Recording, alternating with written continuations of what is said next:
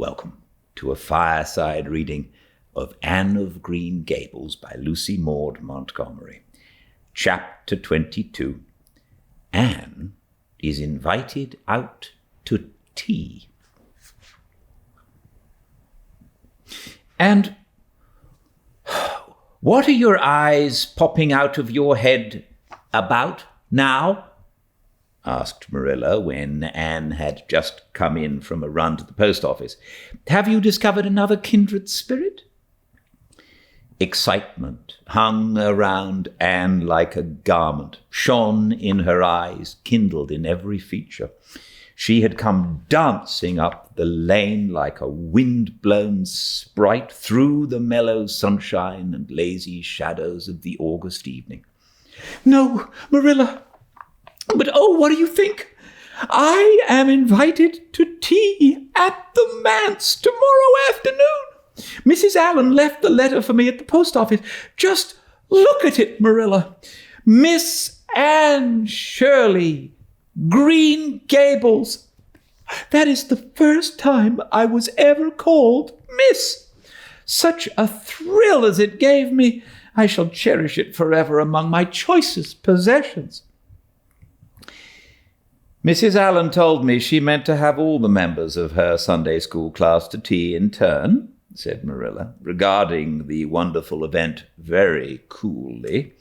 You needn't get in such a fever over it. Do learn to take things calmly, child. For Anne to take things calmly would have been to change her nature. All spirit and fire and dew as she was, the pleasures and pains of life came to her with trebled intensity. Marilla felt this and was vaguely troubled over it, realizing that the ups and downs of existence would probably bear hardly on this impulsive soul, and not sufficiently understanding that the equally great capacity for delight might more than compensate. Therefore, Marilla conceived it to be her duty to drill Anne into a tranquil uniformity of disposition as impossible and alien to her as to a dancing sunbeam in one of the brook shallows. She did not make much headway, as she sorrowfully admitted to herself.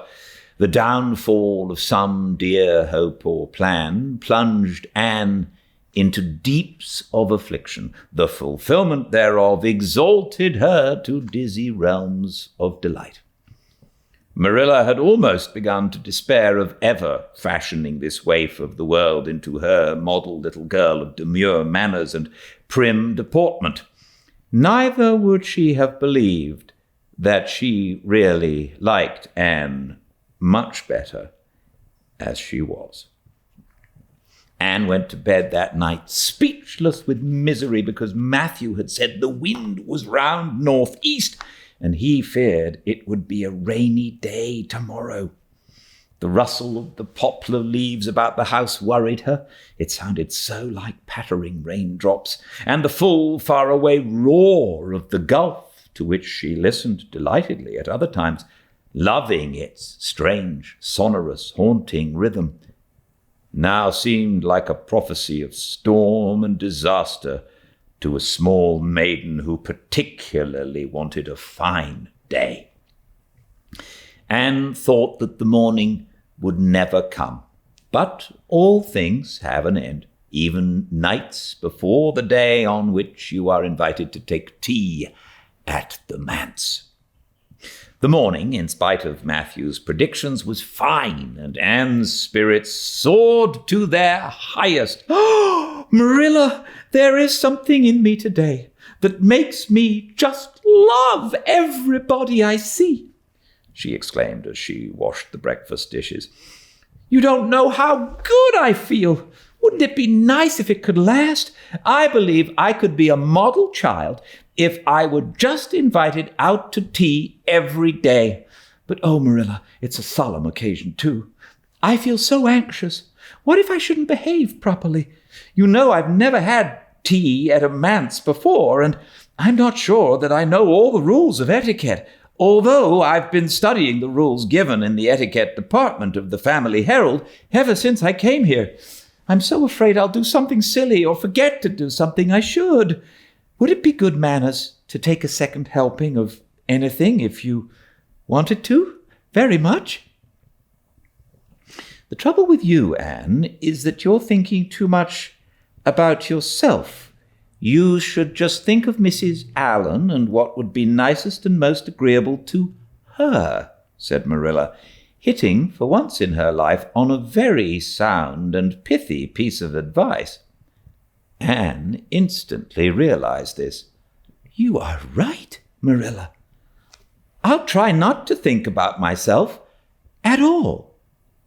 Anne evidently got through her visit without any serious breach of etiquette, for she came home through the twilight under a great high-sprung sky, gloried over with trails of saffron and rosy cloud, in a beatified state of mind, and told Marilla all about it happily, sitting on the big red sandstone slab at the kitchen door, with her tired, curly head in Marilla's gingham lap. A cool wind was blowing down over the long harvest fields from the rims of furry western hills and whistling through the poplars.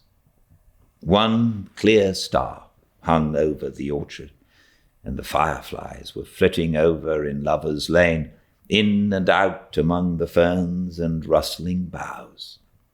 Anne watched them as she talked, and somehow felt that wind and stars and fireflies were all tangled up together into something unutterably sweet and enchanting. Oh, Marilla, I've had a most fascinating time. I feel that I have not lived in vain, and I shall always feel like that, even if I should never be invited to tea at a manse again.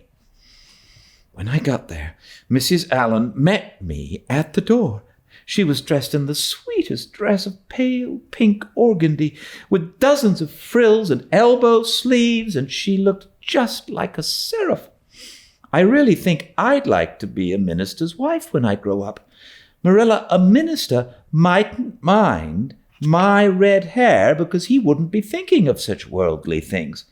But then, of course, one would have to be naturally good, and I'll never be that, so I suppose there's no use in thinking about it. Some people are naturally good, you know, and others are not. I'm one of the others. Mrs. Lynde says I'm full of original sin. No matter how hard I try to be good, I can never make a success of it as those who are naturally good. It's a good deal like geometry, I expect. But don't you think that trying so hard ought to count for something? Mrs. Allen is one of those naturally good people. I love her passionately. You know, there are some people like Matthew and Mrs. Allen that you can love right off without any trouble. And there are others like Mrs. Lynde that you have to try very hard to love. You know you ought to love them because they know so much and are such active workers in the church. But you have to keep reminding yourself of it all the time, or else you forget. There was another little girl at the manse to tea from the White Sands Sunday School. Her name was Lorette Bradley, and she was a very nice little girl. Not exactly a kindred spirit, you know, but still very nice. We had an elegant tea, and I think I kept all the rules of etiquette pretty well. After tea, Mrs. Allen played and sang, and she got Loretta and me to sing too. Mrs. Allen says I have a good voice, and she says I must sing in the Sunday school choir after this. You can't think how I was thrilled at the mere thought. I've longed so to sing in the Sunday school choir, as Diana does, but I feared it was an honor I could never aspire to. Loretta had to go home early because there is a big concert in the White Sands Hotel tonight, and her sister is to recite at it. Loretta says that the Americans at the hotel give a concert every fortnight in aid of the Charlottetown Hospital, and they ask lots of the White Sands people to recite. Loretta said she expected to be asked herself someday.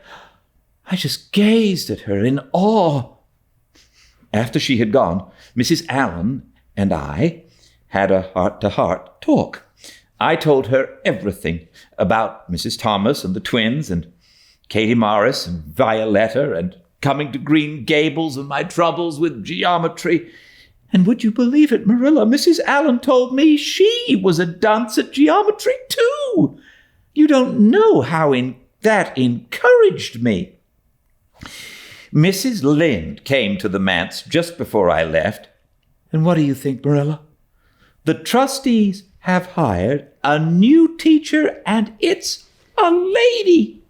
Her name is Miss Muriel Stacy. Isn't that a romantic name?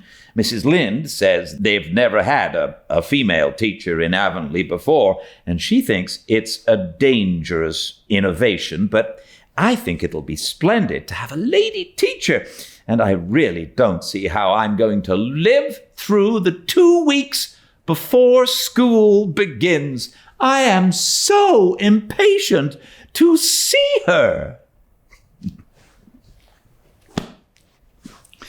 Thanks so much. Thank you all for joining me. It was a short chapter today, a little longer tomorrow. I will see you all tomorrow, I hope, at 5 Pacific at Fireside Reading on Instagram. And if you'd like, please check out the YouTube channel, Fireside Reading, and subscribe if you would like. Until I see you all again, please be very well. Good night.